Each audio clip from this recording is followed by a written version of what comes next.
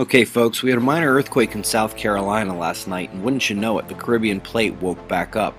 We had a 5.3 in the Dominican Republic, which is very large for the northeastern part of that plate, so let's just go ahead and put the entire Caribbean and Cocos Plate region back on watch.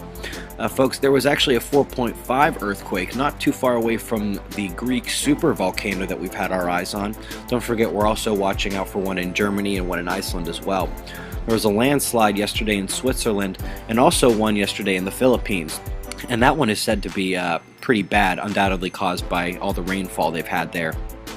You might be remembering that Solar Active Region 11391 was labeled Alpha yesterday, and we said that when they reclassified it for today there was no way it would still be Alpha, and they have labeled it Beta, which we probably agree with here. It is fairly active, and let's watch for the far side of it to develop a little more.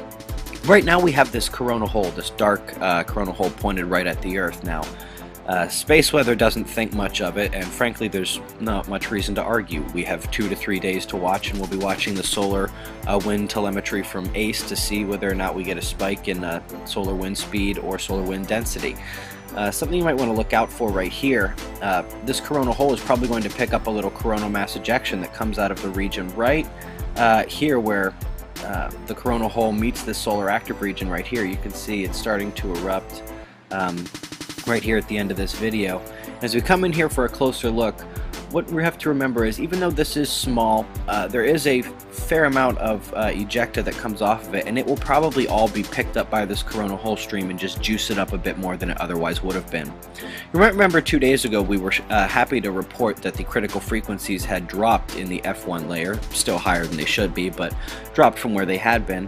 And despite the fact that we haven't had any real horizontal disturbance on the flux gate magnetometer, and ionospheric absorption has been completely normal, for some reason the critical frequencies in the F1 layer are going back up again. Not really sure where this extra ionization is coming from.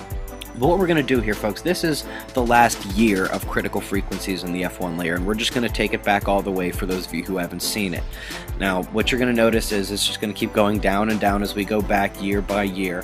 And it really started to become scatterbrained around 2006. Before that, it really represents this nice seasonal curve we have here. And as we get back into solar, the last solar maximum in the early 2000s, you're going to see it start to go back up here, but certainly nowhere near where it is right now. And this would be the last solar maximum right there.